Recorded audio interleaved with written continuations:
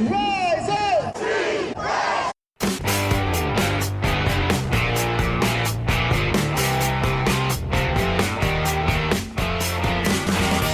This is the Rise Up See Red podcast, all about the Arizona Cardinals and the NFL, featuring insider and outsider perspectives. Enjoy the best hour of Cardinals talk on the web.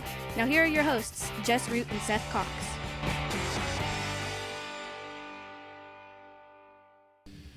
Hello, Arizona Cardinals fans, and welcome to the latest edition of the Rise Up See Red podcast. This is episode 344. I'm your host, Jess Root from CardsWire.com, the NFL Wire site covering the Arizona Cardinals from the USA Today NFL Wire.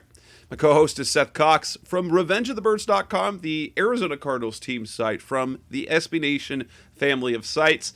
And also, this is the time of year when you definitely want to get on board, but Seth is one of the hosts of the original Draft Breakdown podcast, where this is the time of year we're hitting draft season. Got the Senior Bowl, got the Shrine Game, you've got the Combine coming up. This is big time. So even if you're not a hardcore draft person, this is even the casuals want to get on board, listen to the show, sign up for the Patreon to become a patron status and get for an extra, what is it, $2 a month? Get the just $2 a month. You get an extra bonus episode where we talk a little more scouty, a little more in-depth stuff.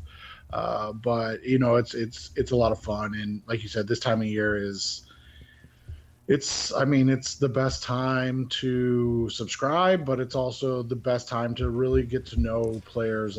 It's funny, the Patreon show will release tomorrow, and we discussed, on Wednesday, and we discussed a lot of these guys that came out and played well today were guys that we wanted to watch. And so that's, it's fun in that way. Justin and I are pretty dialed in, and we have people that we keep in touch with. So it's fun to do all of that and be involved in all of that. All right, and so in this show, episode 344, what we're going to talk about is, well, there's not tons of Cardinals stuff, but we wanted to react to the retirement of Tom Brady, the impact he's had on the game, because that official announcement came on Tuesday, as we're recording on a Tuesday night. And then we've got some weird news that came out as former Miami Dolphins head coach Brian Flores is suing the NFL, and the Cardinals are somewhat involved. Then we'll take a look at as well.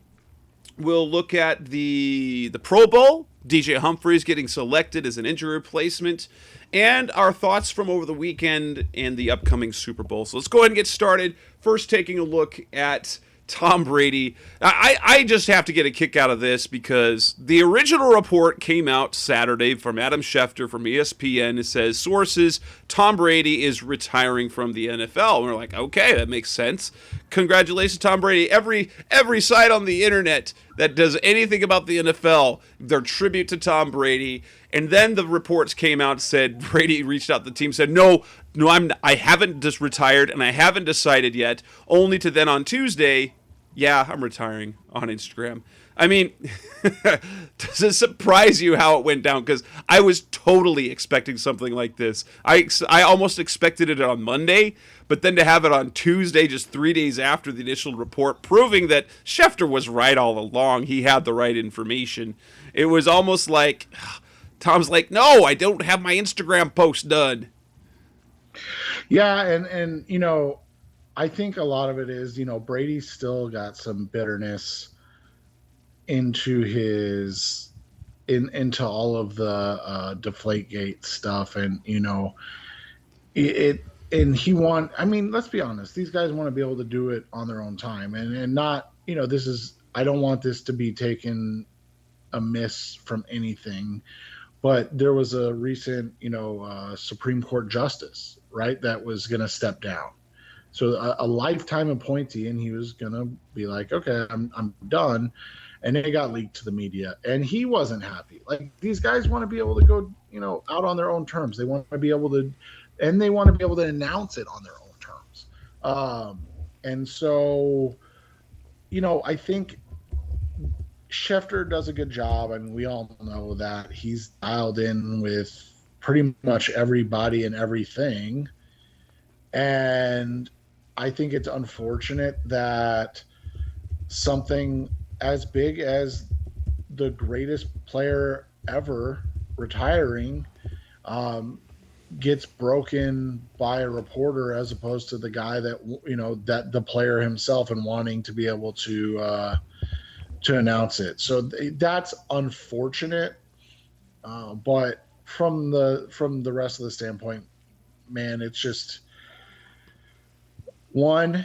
I mean, thank goodness, right? Like a third of the Super Bowls in the last 21 years were won by Tom Brady. He was in practically half of them. So this is absurd. And I will say this: my memory of Tom Brady started.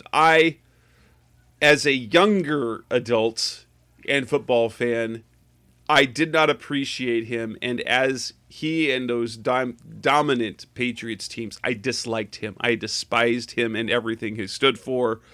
However, as I've gotten older and perhaps a little softer when it comes to my sports fandom, I liked him more and more. To me, he became more likable as he got older. 10 Super Bowls, 7 Super Bowl championships, and the way his teams did it was different every time. Now, early on in his career, absolutely, he was carried. He was carried. He was carried by the defense and the running game. But he had prolific passing seasons, and the fact that this year, playing at 44 years old, he led the league in touchdown passes. He never we've been. What is it, 5 years ago, they said he was done? We were starting to see after he had a couple of bad games in September, oh, he's washed. And then he won more championships with the Patriots. He went to Tampa Bay and gave Bruce Arians a championship, and he got basically separating himself from Bill Belichick to kind of prove, yeah, I'm the badass, basically. As great as Belichick, because I don't take anything from what Belichick's done, because he is a fantastic coach, and I think that the fact that those two worked together was the perfect situation for both. But then it came to the end, and there were egos involved. Tom Brady proved his greatness. We kind of joked that he was the greatest. That many people have joked he's the greatest system quarterback of all time because he played basically in one offense his entire career. But to go out and do it in his first year with the Buccaneers in an offense that we know is not easy to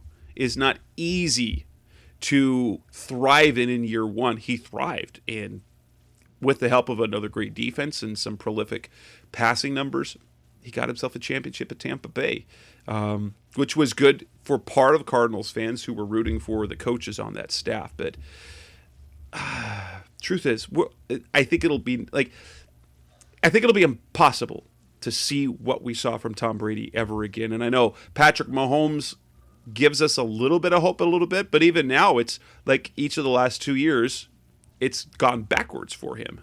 Yeah, and it seems like after if he would have won two of those, if he would have been at 2 Super Bowls already, you feel a little better about it. But now the fact that he's at 1-1, and then he's 2-2 in championship games, it's like it's a lot of work to get to where Brady was, and just unlikely. I mean, just like you said, it's almost unfathomable at this point to see it happen again. Maybe we will, but I mean, we saw Montana won 3? 4, I think. 4, and then I mean, you're a little older than me, but you're still not old enough to remember Terry Bradshaw. Aikman had 3. Aikman had 3, but I mean, we're talking about guys that were, they're Hall of Famers, but they're not. Right.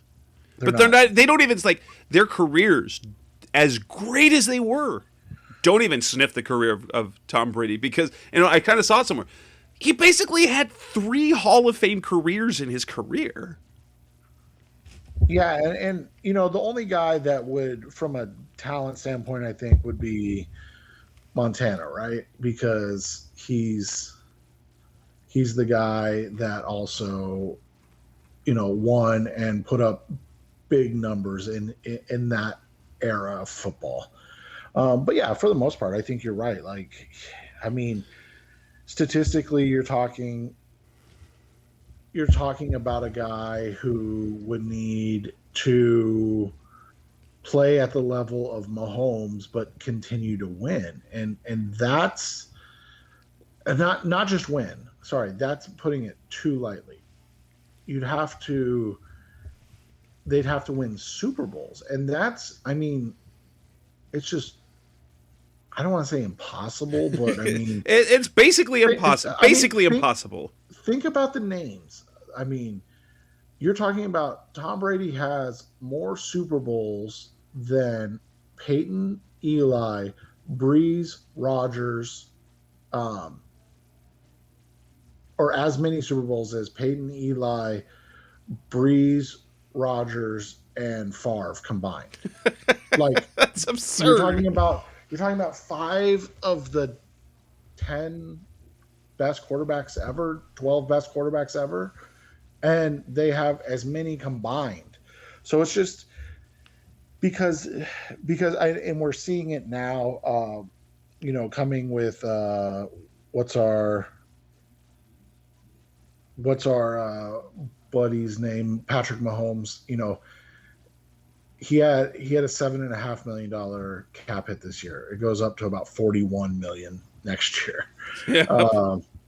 It's so, I mean, you're just talking massive numbers. Like these guys, and I know the salary cap's gone up and that's part of it, but these guys are just going to be really hard to pay and to keep around. So, it's the greatest NFL career we'll probably ever see, and it's cool that you and I were old enough to see the entire thing.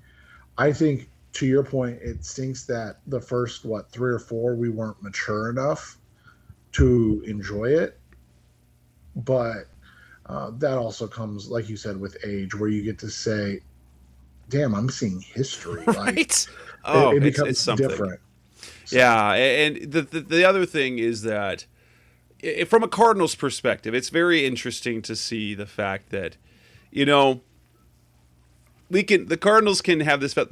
Tom Brady beat the Cardinals one time in his entire career, and it was 2004. Now, granted, you know how the Patriots. It's just not how it goes, because the Cardinals and the Patriots play every 4 years about. So he played in 04. They beat. I mean, Brady wasn't great, but that was a terrible Cardinals team in 2004. The Cardinals played the Patriots again in 2008, and that was the year that Brady tore his ACL. 2012, the Cardinals beat them when Stephen Gostkowski missed a field goal that week too. It was in that beginning of that 2012 season when the Cardinals went 4-0. They didn't play a very great game, but played solid enough to beat Brady, and were lucky that way. Then in 2016, the Patriots came to town, and Tom Brady was suspended for the first 4 games, so was Jimmy Garoppolo, and the Cardinals returned the favor by missing a last-second field goal to give the Patriots the win, just like the Patriots did in 2012. And then by the time we got to see the Patriots again, 2020, Tom was now in Tampa, and it was Cam Newton. And the Cardinals were set to face Tom Brady, the Buccaneers, in 2022. You'd have to think it looks like Tom's been ducking. He's been ducking the Cardinals for years. Yeah, he's just ducking the Cardinals. I mean, I'm sure that's exactly what I'm sure that's exactly what he was doing. He didn't want anything to do with that Cardinals team that he hasn't beaten since 2004. But it's a great career. We're never going to see anything like it. I doubt his passing records will be surpassed. It's just too hard, especially with the way the longevity. It's so hard to be that good and that long and that healthy for that long, because he just had the one season. He stayed that healthy for that long. And especially with the era of quarterbacks that are coming through, where they're the more mobile quarterbacks, which means they are much more likely to get hurt. Well, and I mean, we all make fun of him, and we do, because he's a nerd, and he's, he doesn't eat anything. I mean, the dude doesn't eat strawberries because they're inflammatory. But let's be honest, that's part of it, right? Like part of the reason he was able to play at a high level for so long is because he sacrifices everything. I mean, he doesn't drink. He doesn't, other than when he's celebrating, right? Another Super Bowl. That's right. Um, And he's throwing the Super Bowl, the Lombardi trophy across the bay. yeah, but I mean, you've got, he doesn't drink. He doesn't eat unhealthy foods. Now, there's also this, which is different. Remember, he got better and healthier as he got older because his second wife happens to be a Victoria's Secret supermodel and One of the richest women in the world. one of the highest paid women in the world. And so, needless to say, her appearance is more important than, his, but he bought in and he did it with her, and you saw the results of that. And we were laughing the other night, my wife and I, because they showed a picture of him side by side from year 1 to year 22, and you're It's like, ridiculous. how does he look younger? And that's why. I mean, I'm sure he's had some work done as well, but you're talking about a guy that literally for the last 10 or 15 years sacrificed everything in life, all the other spoils and enjoyment of life, to be the greatest football player of all time. And now he can get fat if he wants to, and all he's got is a bunch of Super Bowl rings and Super Bowl MVPs and stuff. So I mean, he accomplished his goal, and he's the greatest of all time. And like you said, we're not going to see that again because I think I think the sacrifices alone make it difficult to see it, to see that happening again. Cut on next on the Rise Up Red podcast, the best of our Cardinals talk on the web. We've got a new topic to talk about. Woo! Brian Flores, a lawsuit, and the Cardinals sort of involved. That's cut on next on Rise Up Red. We're back on the Rise Up Red podcast, the best of our Cardinals talk on the web.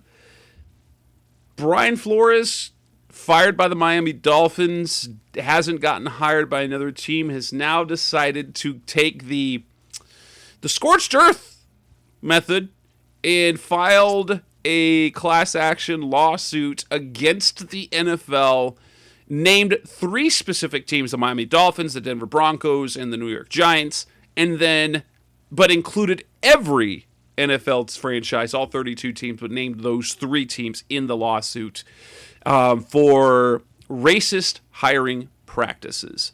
What this means has yet to be seen, and the league came out and decried it. However, there is a Cardinals angle to this in the fact that one of the things that he is alleging is that there is a double standard when it comes to black head coaches. And the example that he gives specifically is Steve Wilkes.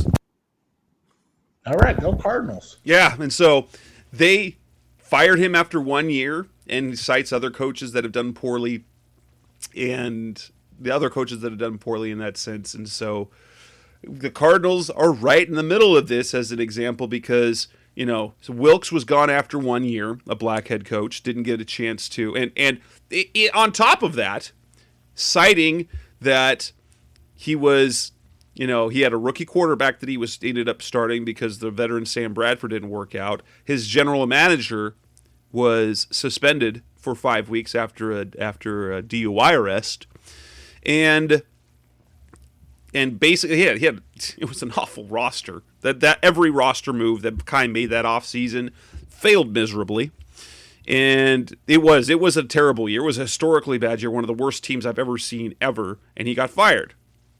But then Cliff Kingsbury came in, had a rookie quarterback, won 2 more games, and didn't get fired. He continued, and they cite these other things. Now, I don't necessarily want to go into the the systemic problem that honestly the NFL does have, because I don't know if there is a double standard, but there is a race problem in the NFL, and it's simply because the people making hiring decisions are the same. They're rich, older, white guys, pretty much. And so, but what was your reaction? What did you take away from the initial thing where you saw that the lawsuit came out, and then to the fact that they talked about the Cardinals in it, which is, I mean, that's good for clicks, but it's not good for business, let's say. Yeah, and I think the big thing is, and something that you and I have talked about on this show, and so, this isn't a surprise. If this was gonna, if there was gonna be a lawsuit about unfair or, hypocritical, I guess I don't know what the correct term is, but, ways of doing things. The Cardinals were going to be involved in that when you looked at how they handled Steve Wilkes. I mean, it just is what it is. And to those that say, well, that's silly, well, think about it. I mean, you had a GM that got it was an extreme DUI, was it not, if I remember correctly? Yeah, I think it ended up being that. Yeah, so an extreme DUI. Then, like you said, was suspended the first 5 games of the season. Then had the worst team in the NFL. And you said, hey, it's cool. You can work here still. And the head coach, you go, no, I don't like your vision for the team. Well, not only that, when they fired him and that press conference with Michael Bidwell, he got the vote of confidence. He says, I have all the confidence in the world that Steve Keim can build a team like he did before. And you're like, whoa.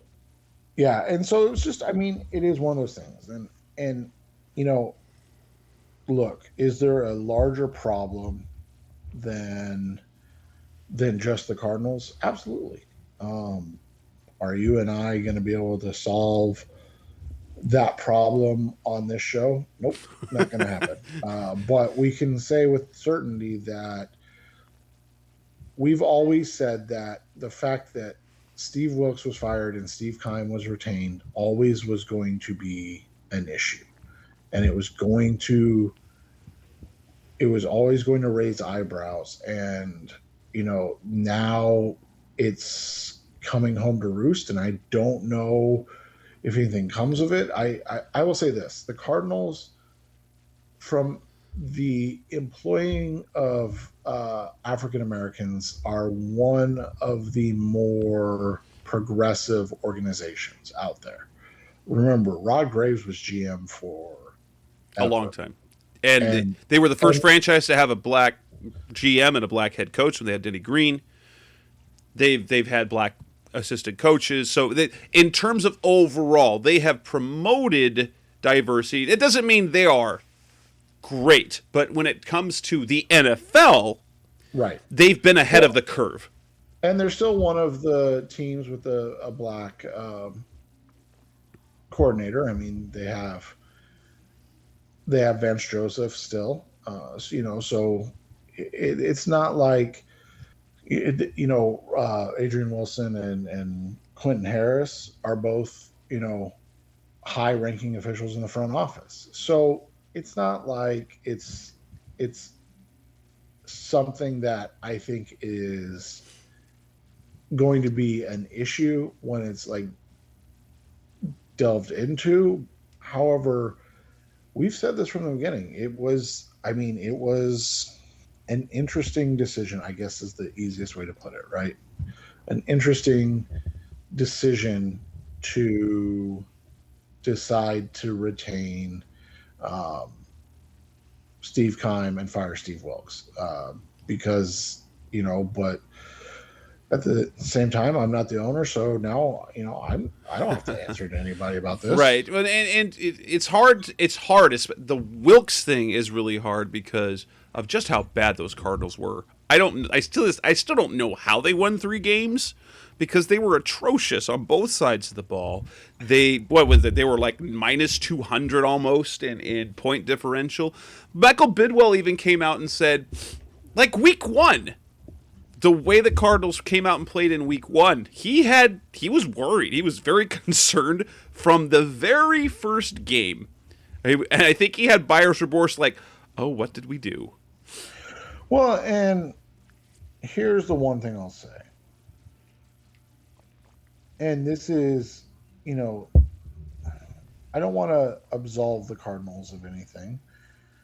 But let's be honest, it's not like Steve Wilkes been good since he left Arizona. Nope. He kind of crashed and burned as the DC in Cleveland. And he's really struggling. As the DC in Missouri at college, at the college level now. So, I mean, it is what it is. At that point, I'm not going to, I'm not going to make excuses. We've talked about it before. You can go back and listen to our older shows where we lament the fact that I cannot believe Steve Keim is still here. We both said that. So it is what it is. It sucks that this is happening in the NFL in 2021. But it is. I respect Brian Flores for basically giving up his career because at this point I don't. It will be nearly impossible for him to even get hired as a position coach, you'd think. Yeah. And so that's going to be something to watch. And, but like I said, you have to admire his willingness to, take a stand and try to make a difference. Yeah. Coming next to the Rise of Sea Red podcast, the best of Cardinals talk on the web. Let's move on and talk about a little bit with the Cardinals. The Pro Bowl comes up this week. There will be 5 Cardinals involved, especially an additional one is DJ Humphries was selected. Let's talk about the Pro Bowl selections, DJ Humphries. That's all coming up next on Rise Up Sea Red. We're back on the Rise Up Sea Red podcast, the best of Cardinals talk on the web. DJ Humphries is an injury replacement at the Pro Bowl. He gets his first Pro Bowl selection. I know some people kind of don't like that. What's your take on that? Because I have no problem with it. He did not have as good a year in 2021 as he did in 2020, but we thought he was one of the better tackles in the NFL in 2020. And that's just kind of how the Pro Bowl goes. It's hard for you to go to the Pro Bowl the first time you deserve it. You have to, especially at a position like left tackle when there's an old guard there. Yeah, and it's just loaded. I'm gonna, you know me, so I'm gonna say something that people probably won't like, and it is what it is. But I am honestly and utterly shocked at how much some of the fan base dislikes success for the players on this team. Like, one, how does DJ Humphries getting in the Pro Bowl affect you in a negative way? 2, don't you want to see success from all these players? Did DJ Humphries, Jess just said it, did DJ Humphries deserve to make a Pro Bowl this year? Probably not. But he was snubbed last year. He deserved to be there last year. And so this is kind of like you said, the makeup thing. It was like when Adrian Wilson got his first one, when it was like and it wasn't like a bad season by any means, but like it was his worst season in the last 2 seasons before he finally got one. And then it was like the monkey was off his back, and then all of a sudden he was just there every year for 3 to 5 years in a row, whatever it was. And what's actually kind of important about this is that being at the Pro Bowl actually will open the door for him going to Pro Bowl again. That recognition, suddenly, being a Pro Bowl player puts you on the radar. And I think that's where, for example, Budda Baker benefited from that rookie year being a special teamer.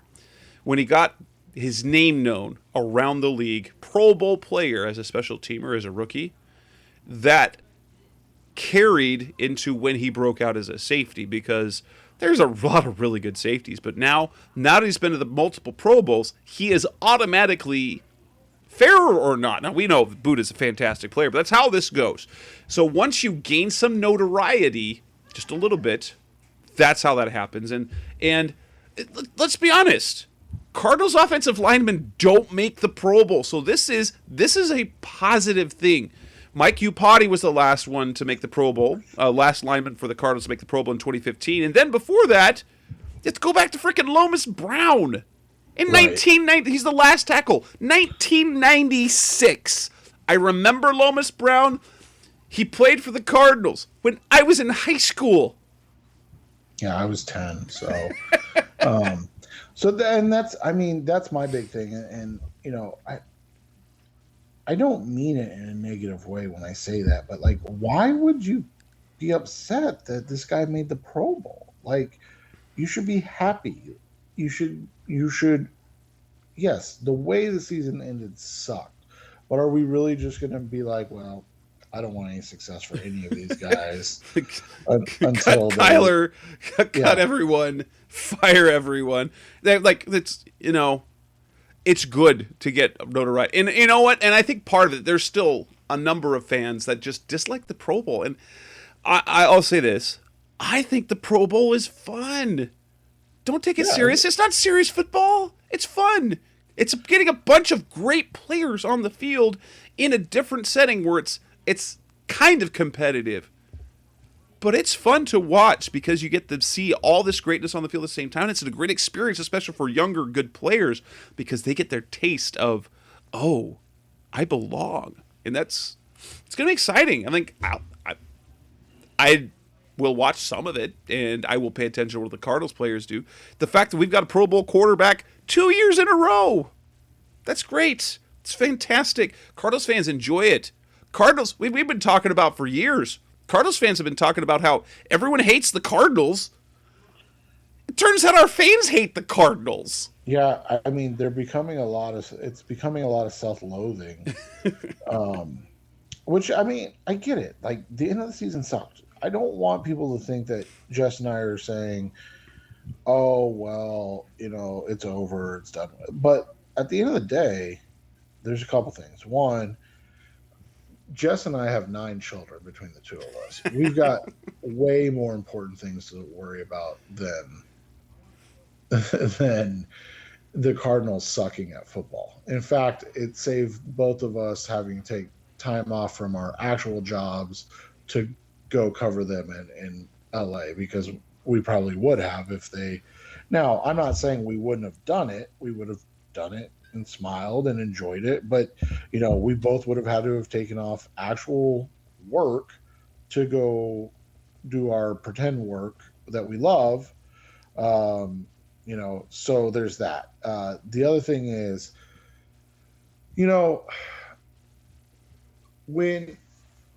when you look at teams and you immediately go, I'm jealous, and that's what's happening right now with a lot of situations. And right now, it's Cardinals fans are jealous that Joe Burrow and the Cincinnati Bengals are in the Super Bowl. So everything else feels cheap, right? It feels, I don't want to say useless, but I think that's the best way to say it. Like, it feels like, why are we celebrating this, right? Like, we shouldn't be celebrating that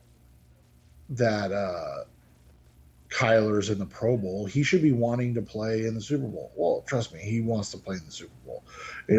We shouldn't be celebrating DJ Humphries being an injury replacement in the Pro Bowl because he sucks so bad down the stretch, he doesn't deserve it. Well, you know what? He didn't play well down the stretch. You're absolutely right. I don't think you're wrong at all.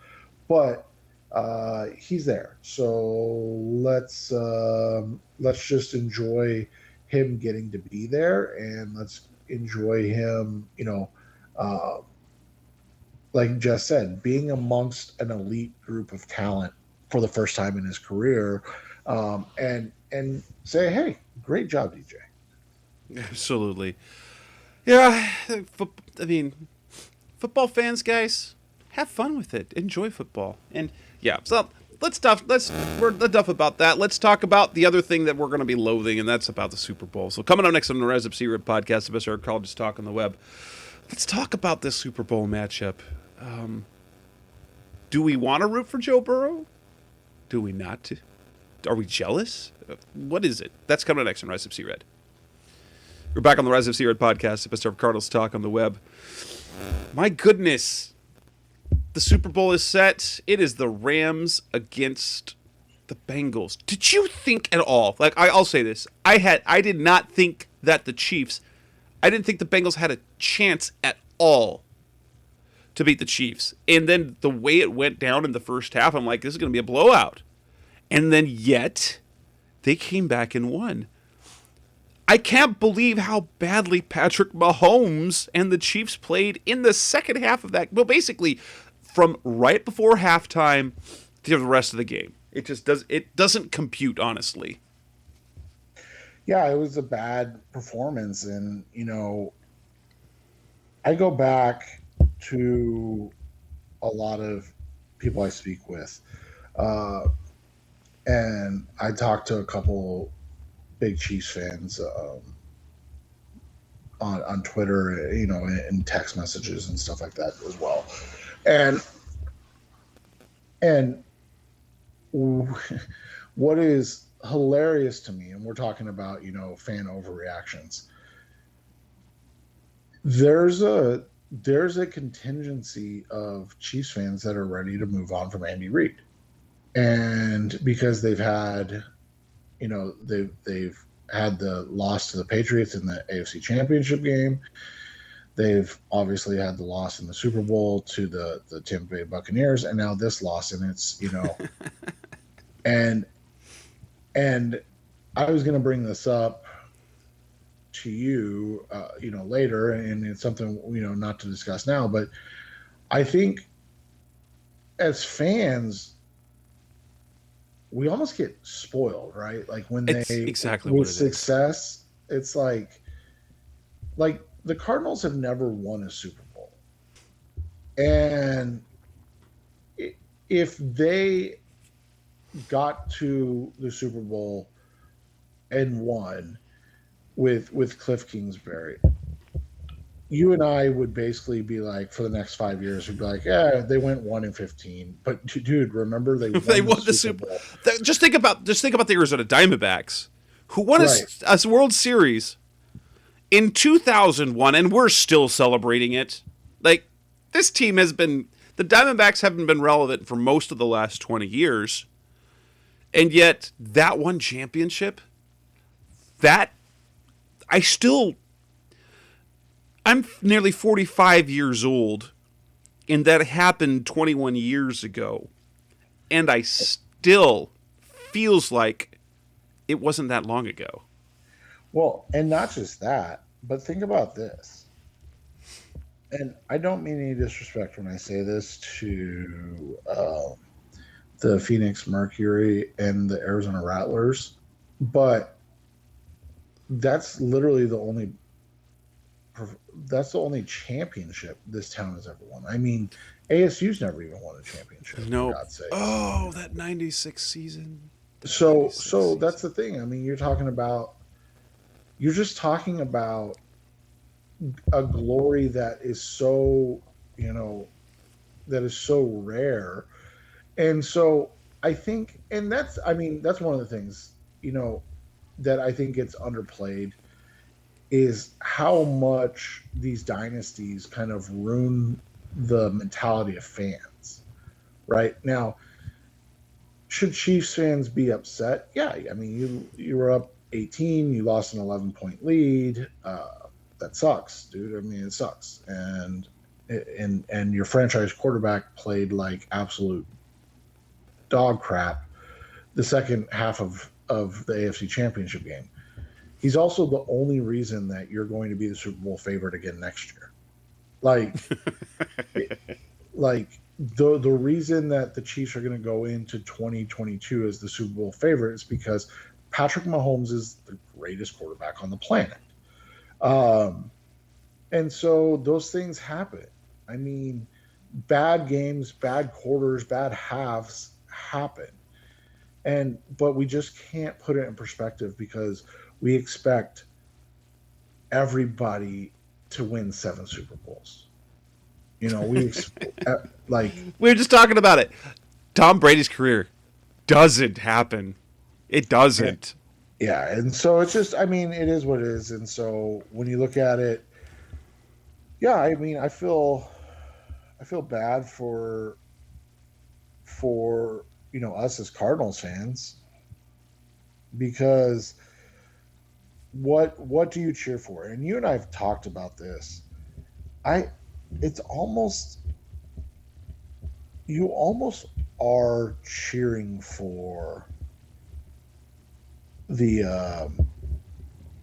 Rams because it justifies the loss. It justifies the struggles. That's how I feel, and I hate, because I'm not rooting for the Rams, right? But if they win, it takes the edge off a little bit, because you're like, oh, we lost to the team that won the Super Bowl, and they beat everyone, so well, of course they beat us, and I try to zoom out sometimes, and as awful as the end of the season was for the Cardinals, if you zoom out, this was a Rams team most people thought was a Super Bowl favorite. I will admittedly say, and I'm not trying to toot my horn of this, but like before the season, I said I thought the Rams should be the favorite to win the Super Bowl. They should be the favorite to come out of the NFC, just because I didn't think it was going to be. I thought it would be very difficult for Tampa Bay to repeat, and I thought that the Rams were just too loaded. They weren't. When we did the preview with Cam Silva, we were talking about a 13 to 15 win team during the regular season, just rolling through the season. It just didn't happen. They had inconsistencies, but ultimately that is a loaded team, and it's disappointing. And so there's bitterness about how things ended for the Cardinals, but you can't feel awful about losing to the eventual champions, because they're the freaking champions. They're the only ones left. Yeah, and so the other thing is to that point, which I agree with all of that. You look at it and you go, we lost to the champions, and then you follow along with what happens with Cincinnati, right? Like, that's one of the biggest things I think that gets overlooked, is that there are questions about sustainability, not just about Cincinnati, but about the Cardinals, right? Like, so that's what you kind of look at. You go, okay, well, did they build a sustainable contender? And then if they did, it's like, okay, can we model what we do as the Arizona Cardinals after what they did to be successful? And those are things I think about as well. Whereas say the Bengals go and lose, and then next year don't make the playoffs. I mean, is that really a model franchise, or did they catch lightning in a bottle? Yeah, it's hard for me to look at the Bengals, and it's like, do I root for them because that's what we want the Cardinals to do, or are we jealous because they did it? Yeah. Well, and that's the thing is, I mean, there's nothing to be jealous about if they don't win, right? I mean, right. And here's the thing: it's like we look at the Cardinals, the Bengals. So Burrow was great, and here's the thing: Joe Burrow was a special quarterback talent coming out of college to begin with, in terms of his skill set, what he did on the field, and then he played in the biggest conference, the best conference in college football, played on the biggest stage in college football. So it is, of course, the playoffs were not too big for him. But he didn't play well. But what Right. helped? That's the thing. The team around him played well. His defense stood up for him and stepped up for him, made plays, and that's where the Cardinals failed down the stretch. We didn't see enough stepping up around Kyler to help him, basically putting every ounce of pressure on him to be the perfect quarterback, and he wasn't good enough every game to do that. And as a result, when no one else makes plays around you, you're left frustrated, and that's what happens. And you're left holding the bag, and that's what happened. I mean, let's be honest, most of the loss is put on Kyler and Cliff's shoulders, and rightfully so or not. That's how it's going to look, and that's how it's going to be, and now they have to wear that for the off season and going into next year. You know, we've discussed it already, but when you look at what they're going to go into next year, nobody's going to believe in this team. Nope. Even if they get off to a great start, everybody's gonna go, oh no, well, they're gonna lose anyways. I mean, it's the Cardinals. You've seen them. It's so hard, and it's. I'll say this: we look at the Chiefs and their fans, and they're getting greedy, and I don't know what's the right mentality as a fan base. They're like, don't accept mediocrity. You could only accept the championship. What? That makes following sports and cheering for a team very, very angering and disappointing and very unenjoyable. You want your team to be good and have a chance and be sad when it happens, but not to get angry. And it's the Phoenix Suns this year. They're playing so well. It's really hard. I'll tell you, even for me, it's really hard for me to not look ahead. After they went through the playoffs, made it to the NBA Finals, and fell apart in the NBA Finals after a 2-0 lead, I didn't think they'd be able to play as well as they did this year. They're playing so well this year, but then my mind goes, oh, can't wait to the playoffs. Can't wait to the playoffs. What are they going to do there? What are they going to do there? We need to just enjoy just how amazingly good this team is right now.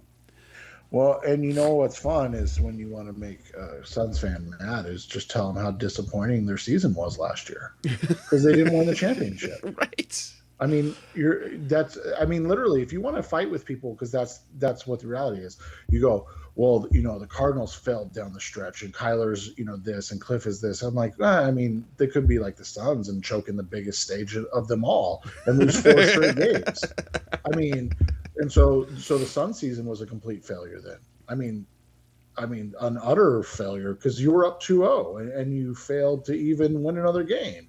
So that's the thing. I mean, to your point, like, enjoy it. Like, this is a town, this is a fan base that doesn't see success.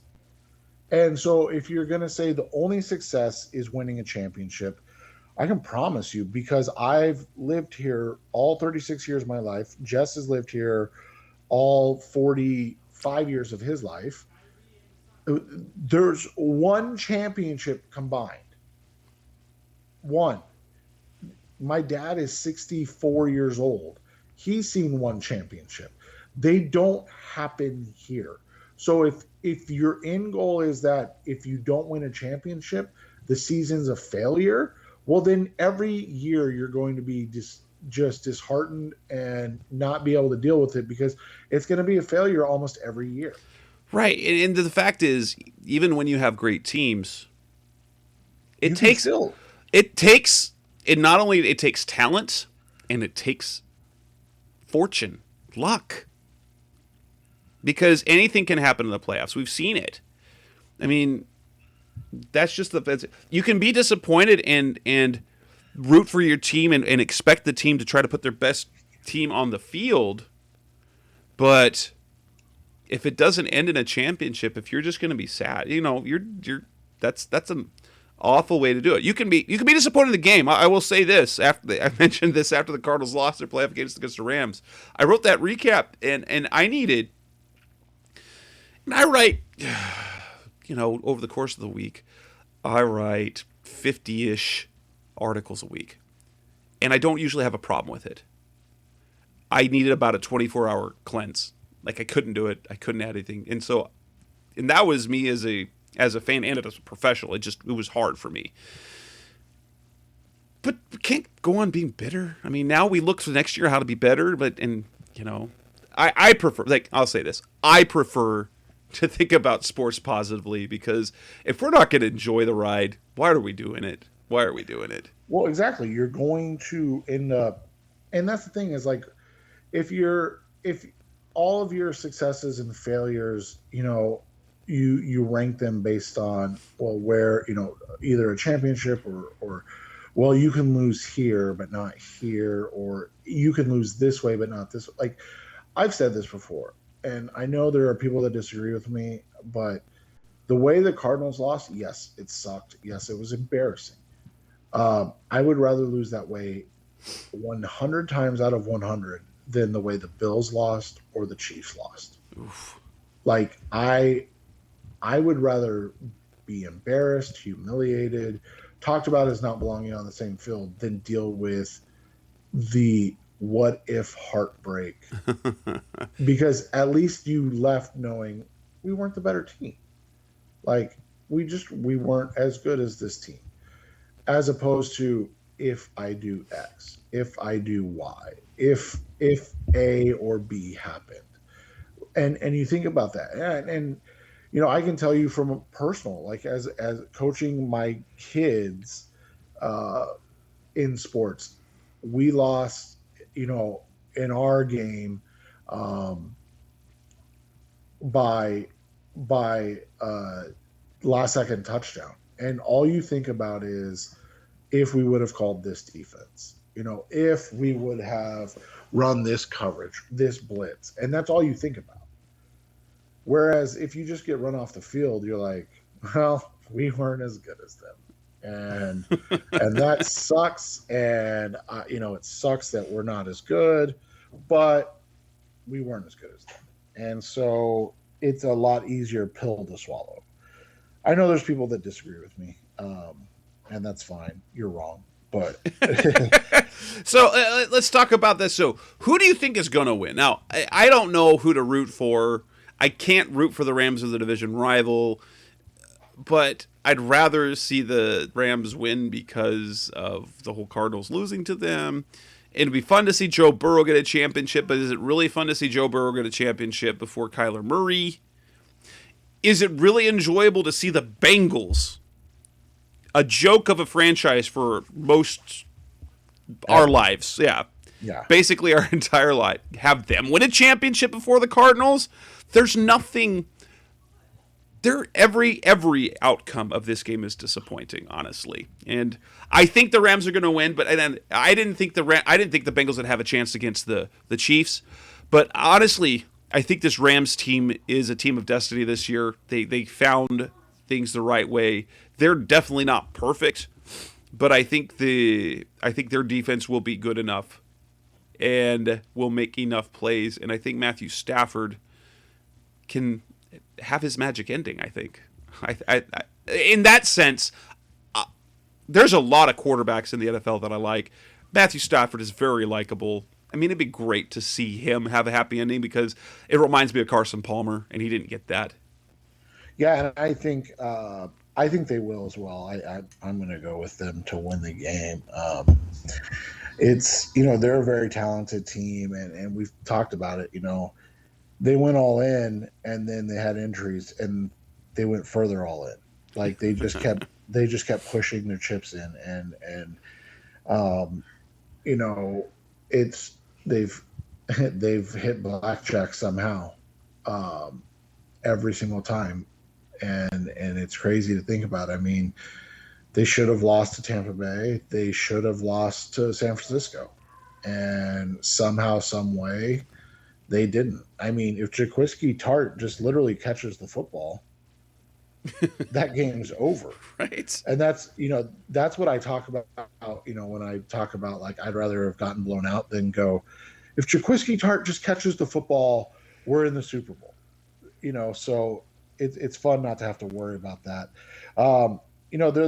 They're wonderfully put together. They have the best player on the field, they have the second best player on the field. They probably have the third best player on the field. When you look at Aaron Donald, obviously the best, and then you look at Jalen Ramsey, he's probably the second best. Then you look at Cooper Kupp's probably the third best. Joe Burrow's better than Matthew Stafford, but the weapons around Stafford, I think, are better. I'll say this: Jamar Chase is a special talent. Man, that guy is. I can't believe there were people that questioned him coming out of the draft. But yeah, I mean, it's going to be fun. But that's the thing is when you have Jalen Ramsey that you can put up against a Jamar Chase, like it makes it really difficult, right? And I think that's where we'll kind of be. I think that the Rams end up winning this one 31 to 24. I think it's close-ish. I don't think it's a blowout by any means. But I think in the end it ends up being the Rams. And I think it might go lower scoring, something like 24-20. Because both defensive units, I think Cincinnati's been good defensively in these playoffs, and they'll be interesting to see. But yeah, this is just a disappointing Super Bowl. Like it's fun to see something new. Yeah, it's fun to see a different matchup, but at the same time, it's not, because then you feel bad because the Cardinals didn't do it, because they were the new team you wanted to see, and then instead it's the Rams, and instead it's the Bengals, and so there's no happiness in this game. So hopefully there's lots of good stuff to eat and drink for that game. Yeah, exactly. So with that, we will wrap up this edition of the Rise Up See Red podcast. We kind of set the schedule for the rest of the off season, at least leading up to the draft. So we will have shows each week leading up through the month of February. Next week, we will talk about the Senior Bowl and Shrine Game. We might be able to get Justin Higdon on, who joined us last week, who's Seth's co-host over the original Draft Breakdown podcast. We'll start talking free agency. That'll take us to March, and we'll have no show at the beginning of March. Then we'll start looking into free agency again, then get ready for the draft. So we will have, between now and the draft itself and the week after the draft, so we will be having 1, 2, 3, 4, 5, 6, 7, 8. We have 9 more shows basically the next couple of months, next 3 months, and so still plenty of content before it slows down after the draft. So we will be back again next week with Seth Cox and hopefully with Justin Higdon. On behalf of the Rise Up See Red podcast, this is Jess Roots at Seth Cox. We'll be back again next week. Thanks for listening, as always. Thanks for listening to the latest edition of the Rise Up See Red podcast. Listen to previous episodes and subscribe to the show on Apple Podcasts, Stitcher Radio, Audioboom, or many other podcast platforms, so shows are delivered directly to your mobile device. Please give the show a 5-star rating and always support the sponsors who support the show. We'll be back soon for the best hour of Cardinals talk on the web. Rise up, Red Sea, be Red, See Red, and of course, Rise Up, See Red.